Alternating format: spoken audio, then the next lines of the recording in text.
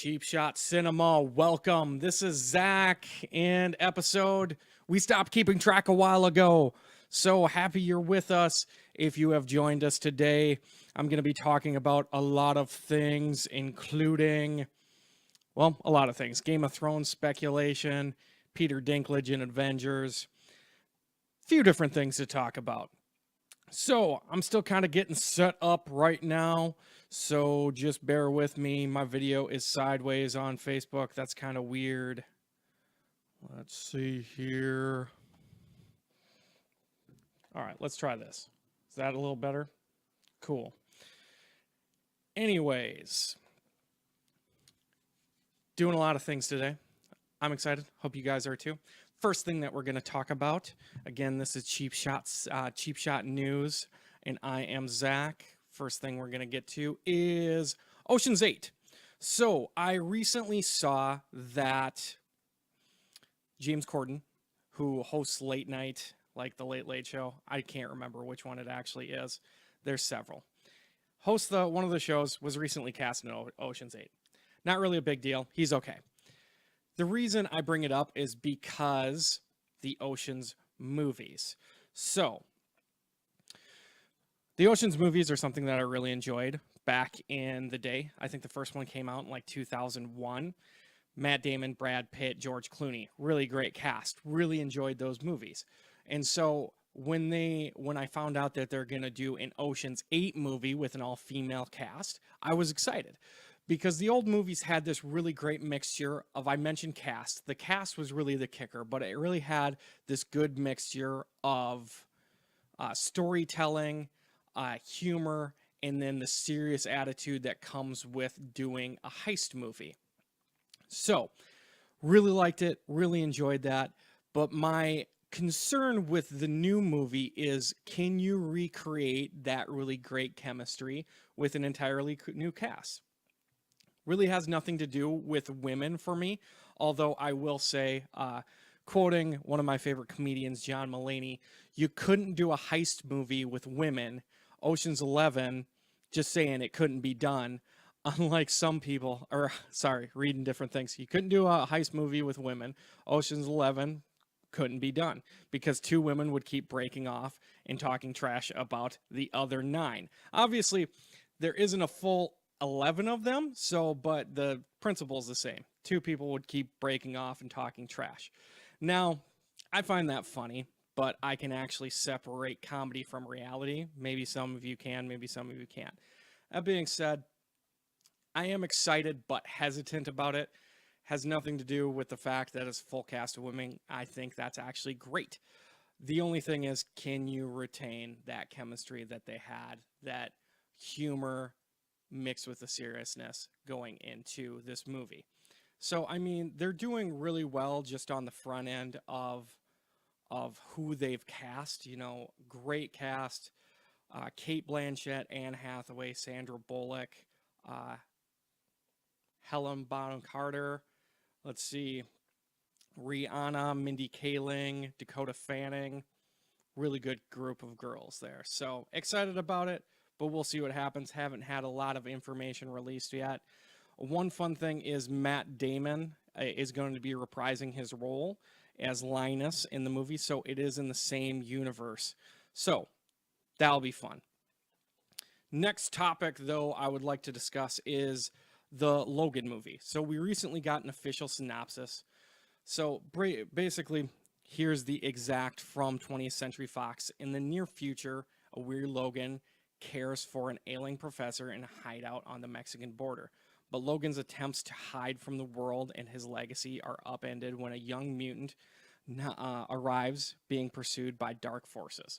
So that is the new bit, is Logan is hiding from these dark forces. From what we can tell from the trailer, it's basically mercenaries or what have you, government agency, pretty much hunting down what is remaining of the mutants while Logan is basically hiding away with the professor. So we didn't really learn a whole lot from the new synopsis, but the reason I bring it up is because it's been discussed multitudes of times of this movie being based on, I shouldn't even say being based, having foundations, being inspired by the Old Man Logan book. So minor spoilers coming up if you haven't read the Old Man Logan book, is basically because of the book and because of character rights between Marvel, Fox, Sony, whoever, they couldn't do an exact copy from the book to the movie because a lot of the characters that are in the book are controlled by Marvel and not Fox. But one thing that they could do that I would be actually really excited about if they do is one of the biggest plot lines from the book is having Wolverine actually end up killing several of the X-Men characters because of a mind trick by another mutant. In this case, it would have been Mysterio, I believe. So that would be something that I would find very interesting is Wolverine following that same storyline and pretty much vowing not to fight again or kill again until this scenario where he's got to protect this girl from these quote-unquote dark forces, as I discussed. So let me know what you think if you're interested in the Logan, specifically Old Man Logan books, how you think that's going to impact the movie. So moving on, Stranger Things Season 2 was, well, I shouldn't say was announced. It started filming back in November, so it's been very much in progress for quite a while at this point in time. And very interested in Season 2 because, I mean, let's be honest, Stranger Things Season 1 was one of the best TV shows of 2016. It had just this great mixture of a great cast as well as storytelling, and just the thrilling nature of it really kept people watching consistently. Hi, Dan. Anyways, so looking to continue that. And so in Season 2, one of the creators of the show, or I should say the executive producers of the show, basically said the threat, which in Season 1 was to Will Byers, has now grown. That's basically kind of the synopsis of what we've got of Season 2 so far. Season 2 is going to be a little bigger in regards to cast, as well as kind of the danger to the town and to the people. We're going to learn more about the Upside Down or the other world that we see in Season 1, and we're going to expand on that group of characters, but it's going to still be very character driven.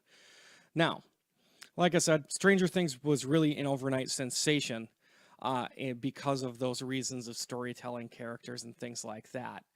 So, really excited about Season 2. That being said, I wonder if they'll be able to capture that magic that they had in Season 1, just because that thrilling nature isn't going to be there at least as much anymore.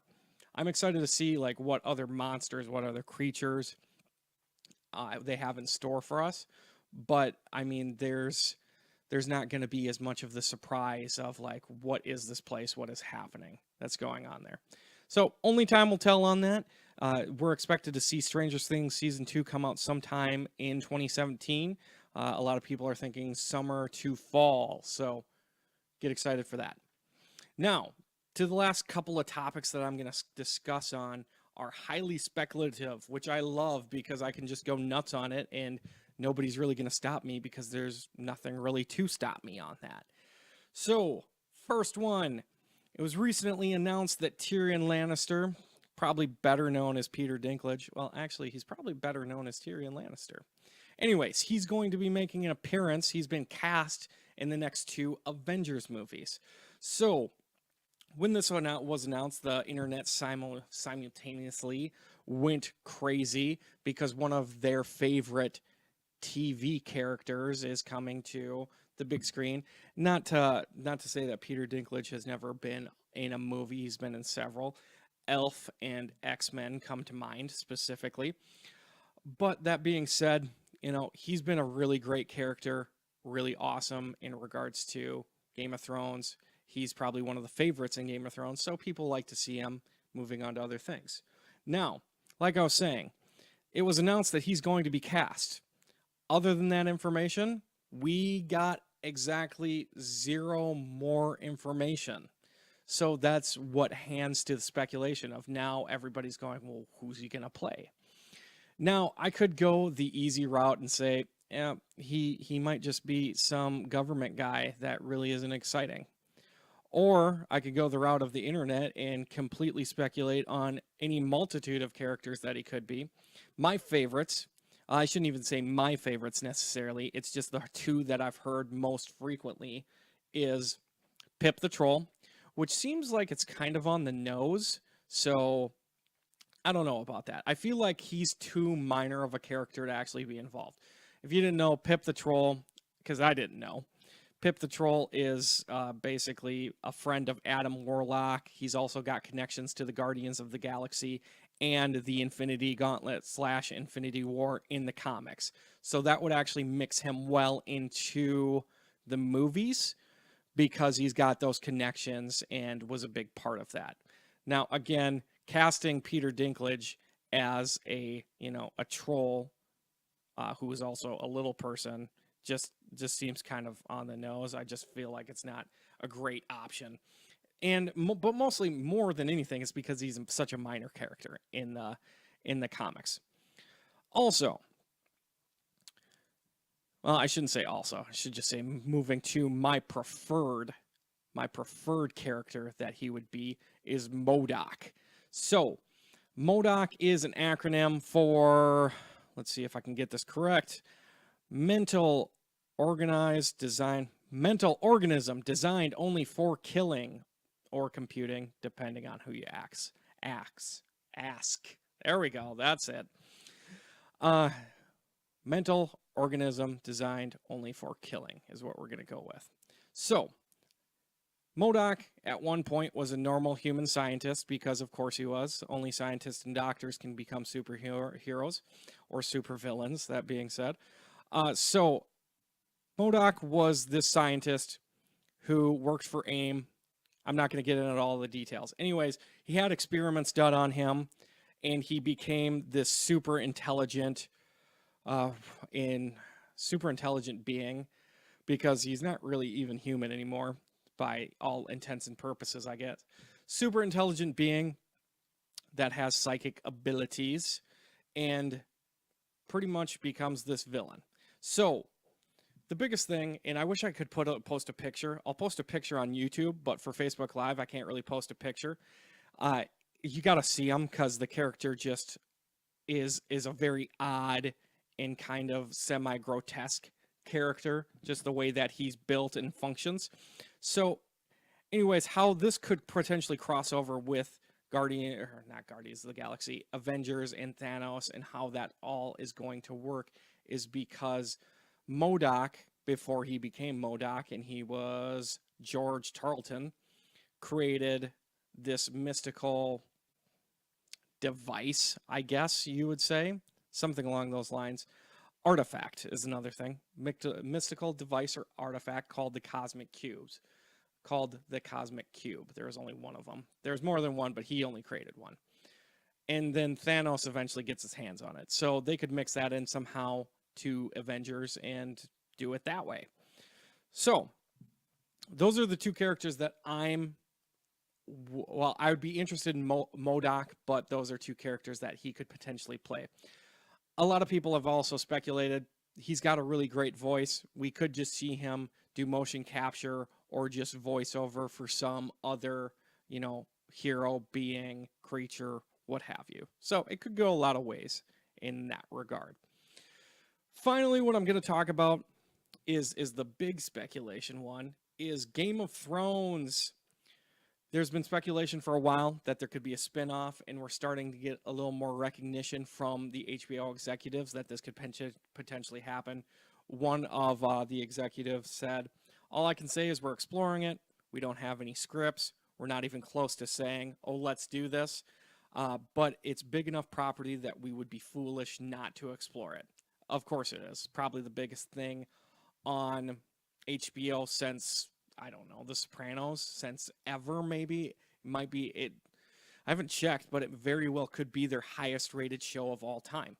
So, of course they would look into it. That being said, HBO's never done a spinoff. They've only ever done originals. And so this would kind of be out of the ordinary for them.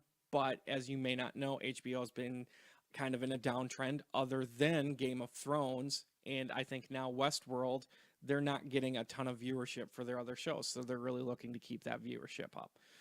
So what would you guys like to see from Game of Thrones? There's tons of things that I would like to see in that regard of just this complete open world of hundreds, if not thousands of years into the past that you could go. I'm pretty sure it is thousands. Drew, you can check for me if you want, if it's thousands of years. You could go back to the first men. Super cool would be the first men. Me and some friends were talking about this actually, of the magical nature, where magic has kind of left the world at this point in Westeros and Essos. It's not really highly held in high regard. So that could be really cool to see more magic, dragons, creatures, giants, children of the forest, all that, and really the building of what we know is Westeros. Another thing that I would be interested in seeing is like old Valyria, where the kings of old, the Targaryens ruled, and the dragons ruled over the land before they were essentially killed off, and you had men riding dragons. That would be something I'd be really interested in seeing. In another thing that I think probably won't happen because it's too close to our current storyline, but I actually wouldn't mind seeing Robert's Rebellion pretty much starting whenever it started and leading up to what we know now as Game of Thrones. I would be perfectly fine with that, seeing a young Ned Stark and a young Robert basically fighting the rebellion. Honestly, I don't know if that would be an entire series. I don't feel like it would need to be an entire series, but, they could draw it out a little bit, I guess. So what do you guys think? What do you want to see from a Game of Thrones spinoff if they make one? Those are a few of my suggestions. Primarily Old Valyria is what I would be very interested in. But anyways, that's going to wrap it up for me. Thank you very much for joining. You can check us out at cheapshotcinema.com. If you're on YouTube and you see what you see, I should say, like and subscribe below. Otherwise, if you like this video on Facebook, you could share it. You can check out more videos and original content at cheapshotcinema.com. We are on YouTube, Facebook, and Twitter, Cheap Shot Cinema. And yeah, definitely share us with your friends if you're interested. Appreciate you guys, and I'll see you next week. Bye.